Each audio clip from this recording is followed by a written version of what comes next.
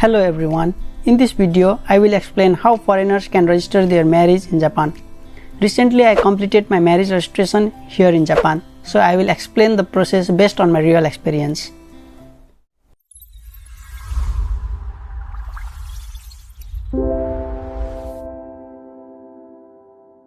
In our case, both of us are from Nepal. The required documents may be slightly different depending on your country, but the overall process is very similar for most foreigners living in Japan.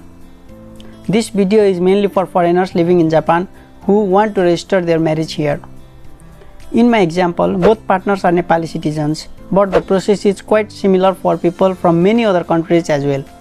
In Japan, marriage becomes legally recognized when you submit the marriage registration form called Konin Todoke.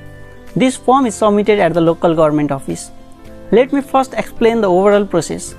First, you need to prepare the required documents from your home country. Then those documents must be verified and stamped by the appropriate government offices. After that, you bring the documents to Japan and prepare Japanese translations. Finally, you go to your local city office or ward office and submit the marriage registration form along with the required documents. If everything is correct, the marriage will be officially registered. In our case, as Nepali citizens, we needed 3 documents for each person. These were the birth certificate, the certificate of relationship which shows family information in Nepal, and the unmarried certificate that proves the person is not already married. Since both the bride and groom needs these documents, the total number of documents becomes 6.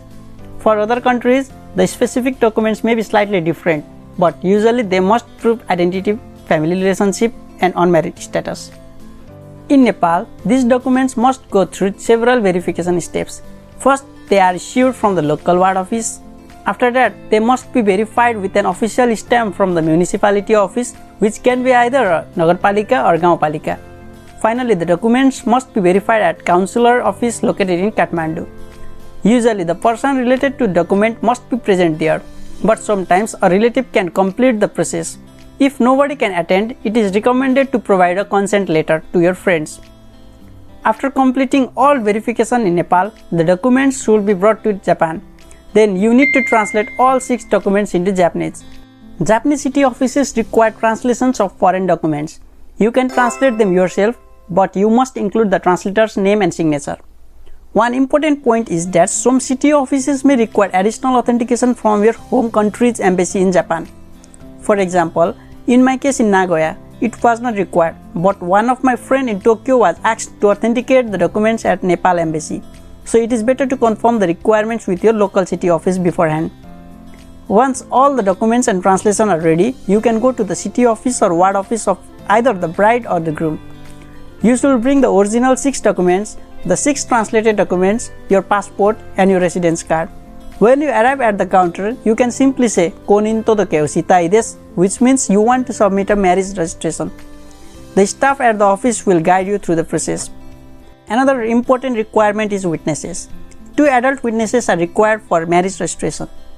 Usually one witness comes from each side. They need to write their personal information on the back of marriage form, and sometimes they may need to show identification.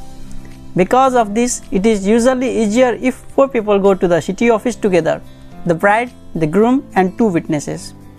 At the city office, you will fill out the Konin Todoke marriage registration form. This form asks for the information such as the names of both partners, their date of birth, address, nationality and witness details.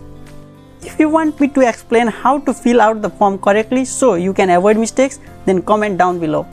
I will try to explain in another video. Finally, here are some important tips. Always check the spelling of names and information on your document carefully. It is also a good idea to confirm the document requirements with your city office before submitting everything, because the rule may differ slightly depending on the location. If you need help with translating documents or understanding the process, you can contact me through the link in the description or the comment section. Thank you for watching this video.